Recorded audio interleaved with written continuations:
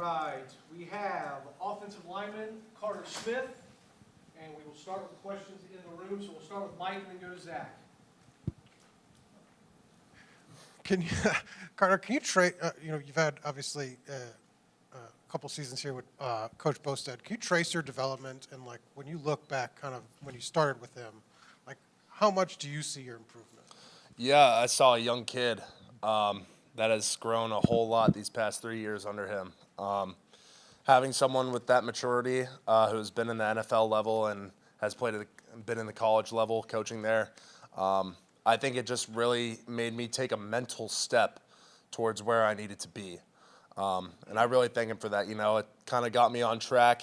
I was still kind of one of those college kids who wasn't sure, where he had his role on the team. And once he came in, I think I really found my bread and butter. I think his coaching philosophy really rubbed off on me, and I think it's treated me very well since he's been here. So We'll go Zach and then Pete. I want to ask about, Coach Shanahan, and I know, an offense coordinator is going to take a holistic view of everything, but he seems like, at least in what we've been able to interact with him, just kind of someone who's a little bit more laid back, a little bit more sort of, at least as a coach, as coaches go, sort of easygoing.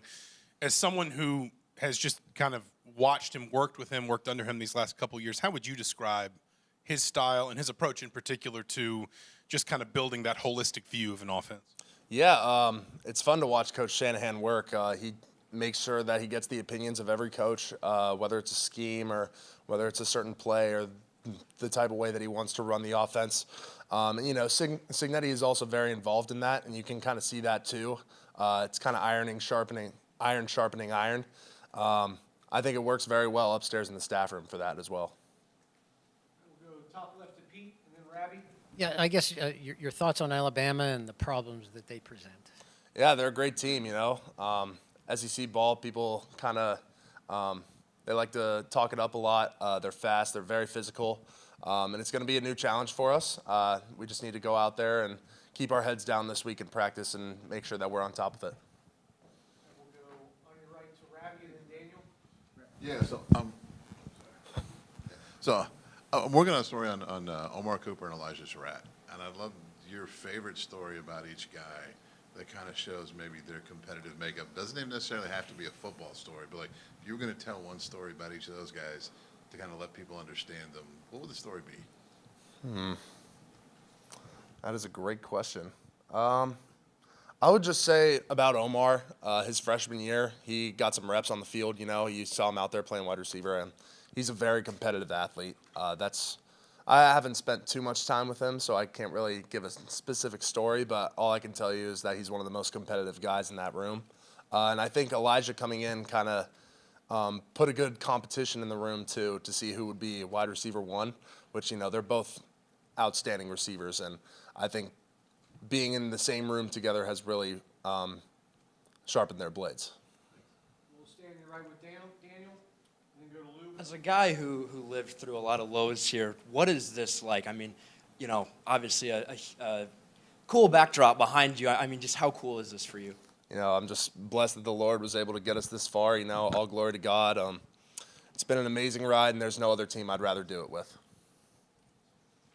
Lou, on your left. Besides pointing to that, you want to get it as a collectible, maybe a bed sheet or something like that? So that, take it with you, take it home. Yeah, that would be awful nice. But more seriously, what is the biggest game that you think you ever played in before this? Personally, I think my biggest game was the first one I ever played in, freshman year at Ohio State. We were playing at Ohio State. We had a couple of injuries on the offensive line, and I was finally given my shot as a true freshman to go in there and play. And I think it was just the biggest stepping stone in my career to show that I can do this at this competition level. I will go front left to Jim.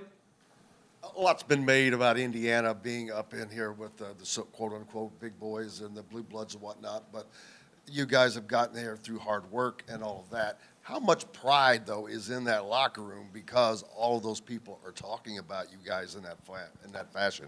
Absolutely. I think it's really giving us a boost, you know. We're trying to keep it humble and hungry every single day, you know, making sure that nobody's in their head too much about the position that we're in right now. Making sure that everybody is on the same level, and we all come out to practice with the same goal every single day is key in our offense and our defense, and just the way that our team meshes as a whole. We'll go one more in the room. We'll go one more in the room to Mike and then go to Zoom. Yeah, Carter, you talked at the start of the year kind of about what Drew Evans did to come back from the Achilles injury, and then obviously has to deal with another injury kind of before the Big Ten title game. But his toughness, kind of what he's provided next to you, what's it meant to you to have him kind of with you throughout this last kind of 2 years? Yeah, it's been really special to be able to play next to Drew. He came in 23. He was always been a little bit more of a quiet kid, not much for one to come out socially or anything like that. But I think he's really came into his own in the way that we do things in our offensive line room. He's really bought into the culture, and he's been an amazing guard. He protects me, I protect him. Everything works together in our room. It's been really great to have him back. All right, we'll go to the Zoom, and we'll start with Mike Schumann. Yeah, Carter, I wanted to ask you about the Ohio State game, the Big Ten championship. I know your brother played there. You're from Ohio, probably a lot of emotions leading up to that game and certainly after. What was that whole experience like for you? It was really special. There's only one thing I've ever wanted, and it was to come here and to beat Ohio State man to man. And I got the opportunity to do that once again, and this time we were able to come through. Definitely one of the highlight moments of my life. So it meant the world to me. All right, we'll go Sammy next, and then Josh. Carter, you guys have had 3 weeks off between games. How do you prepare without over-preparing or getting paralysis by analysis? Yeah, it's all about keeping the speed of the game. I think the biggest thing for us in the offensive line room has been going like it's a game every single rep, because we know that being away from the game for so long can kind of affect that. I think that the way that we practice and the way that we tune ourselves in to practice is really going to give us an edge this week. All right, we will wrap up Carter with Josh. Carter, I know you guys were there last year in the college football playoff, but Pat went all the way to the national championship game. How much do you lean on him in that experience as you guys go into a big bowl game like this?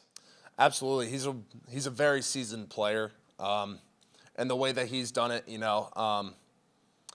being at Notre Dame last year, he knows what it's like, making it all the way to the big game. I think he's really humbled himself this year, too, to make sure that everybody in our room is on top of it, just like I am and just like he is. We want to make sure that everyone in the room knows their assignments for the weeks to come. And he's treating it a lot the same as last year. But, Signetti's philosophy is a little bit different, and he's bought into that, too. So it's great to have someone as well-seasoned and someone who's been through it like he has.